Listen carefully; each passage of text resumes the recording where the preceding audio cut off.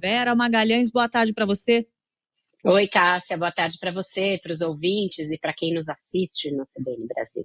Vera Magalhães, desde cedinho com os nossos ouvintes aqui, a gente fez no Jornal da CBN, Milton Jung e eu, um mesão com os comentaristas, Vera Magalhães entre eles, e nós falamos bastante sobre as vitórias e derrotas para a direita e para a esquerda nestas eleições.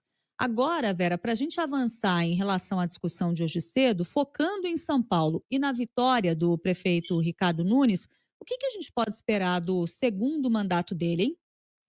Olha, Cássia, no discurso da vitória, que foi um discurso até em tom de desabafo, em que ele deixou claro ali, clara a sua gratidão ao governador Tarcísio e também fez questão de ignorar o Jair Bolsonaro, ele disse que vai fazer os próximos 4 melhores anos da cidade de São Paulo e que vai manter a ênfase na periferia. Então, eu acho que essa questão das obras, que foi crucial ali na campanha dele, foi o que ele mais levou para a propaganda eleitoral e provavelmente o que levou a que ele tivesse um resultado tão bom nas periferias da cidade, nas franjas ali da cidade, e isso vai ser uma tônica que vai ser mantida. Do que isso vai depender, né?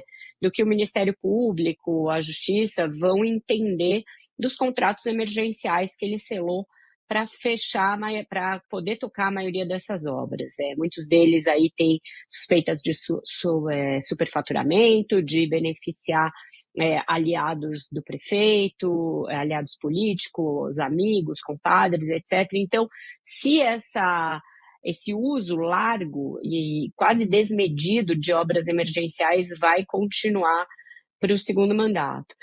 Outra coisa, o caixa com que ele contou para fazer essas obras não vai ser ilimitado, não vai durar para sempre. Ele resultou daquela negociação do Campo de Marte, da negociação lá atrás, feita ainda pelo Haddad, das condições para pagamento da dívida da cidade, e agora tudo leva a crer que o comprometimento fiscal do orçamento da prefeitura vai ser maior nesse segundo mandato. Então, ele não vai ter tanto dinheiro assim para tocar essas obras. Do ponto de vista dos aliados que ele vai ter que contemplar na composição do secretariado, também é um outro desafio, porque a coligação foi muito grande, contou com 10 partidos, todos eles vão querer o seu quinhão. O Bolsonaro, mesmo não tendo ajudado, vai querer ser ouvido, vai querer palpitar na formação da equipe. Já apurei que ele quer, por exemplo, ter um aliado na comunicação, e o Ricardo Nunes resiste muito a essa ideia de colocar um bolsonarista para cuidar da comunicação da prefeitura. Então, é esperado que haja alguns ruídos aí na composição desse secretariado. E, por fim, a coligação que o elegeu também teve uma nova configuração na Câmara Municipal, com muitos vereadores eleitos à direita do prefeito. O prefeito fez questão de se colocar como alguém de centro. E a Câmara não tem muito essa cara, tem a cara de uma direita ideológica. Então, essas rusgas com a ala mais ideológica da vereança, inclusive para a composição da presidência da Câmara, porque o Lucas Pavanato, que é o vereador mais eleito, tem aí pretensões para ser presidente da Câmara.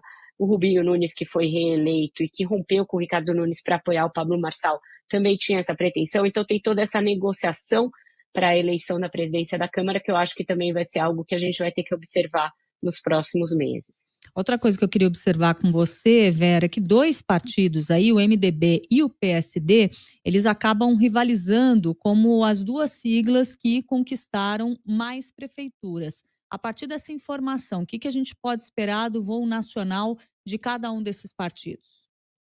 Olha, Cássia, eu acho que eles vão adiar ao máximo essa definição, tanto um quanto o outro.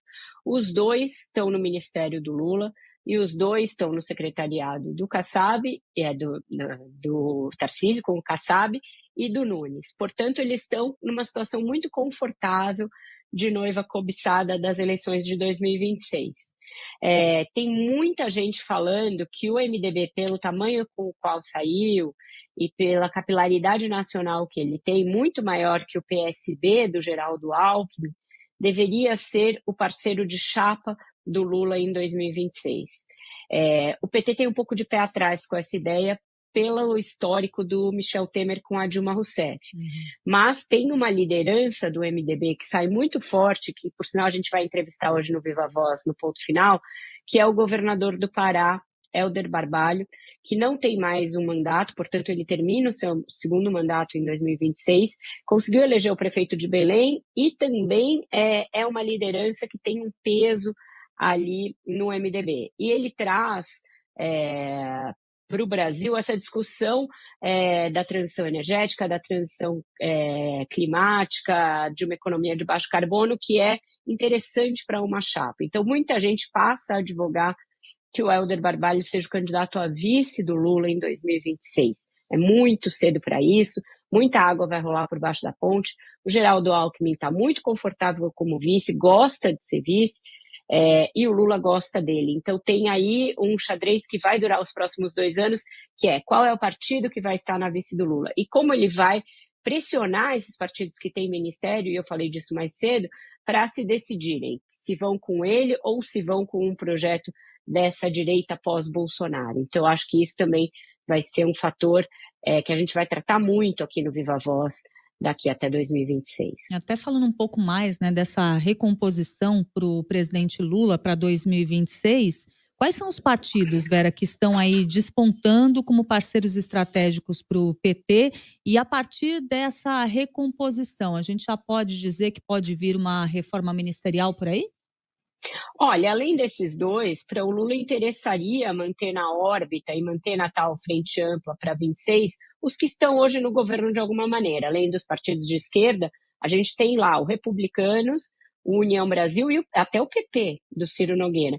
Mas a gente sabe que é muito difícil que esses partidos marchem com o PT, porque eles são partidos que nacionalmente têm uma cara de direita e eles tiveram aí seus próprios sucessos nas urnas nesse ano e tem um projeto que provavelmente vai ser o de tentar convencer o governador de São Paulo, Tarcísio de Freitas, a um voo nacional.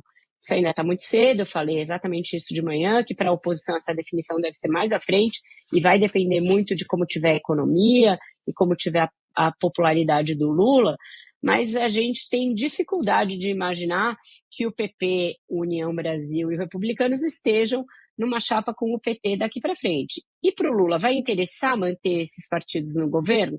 De alguma maneira, sim, porque ele tem 2 anos para governar com o Congresso e esses partidos são fortes lá no parlamento. O Republicanos provavelmente vai ter a presidência da Câmara, se vigorar o acordo para eleger o deputado Hugo Mota. O União Brasil vai ter a presidência do Senado com o Davi Alcolumbre, então não interessa romper com esses partidos agora. Mas é aquela coisa de você dar casa, comida e roupa lavada para partidos que lá na frente podem te dar tchau. Então, é um cálculo que o governo vai ter de ver e vai ter de fazer para saber se é interessante. Se o Lula estiver bem e a economia estiver bem, talvez alguns desses partidos até decidam marchar com ele. Mas é algo que vai sempre ficar uma relação meio de desconfiança, embora seja de profunda necessidade e profunda dependência. Mais sobre os cálculos políticos no Brasil depois do segundo turno nas eleições, você acompanha com a Vera Magalhães logo mais aqui na nossa programação.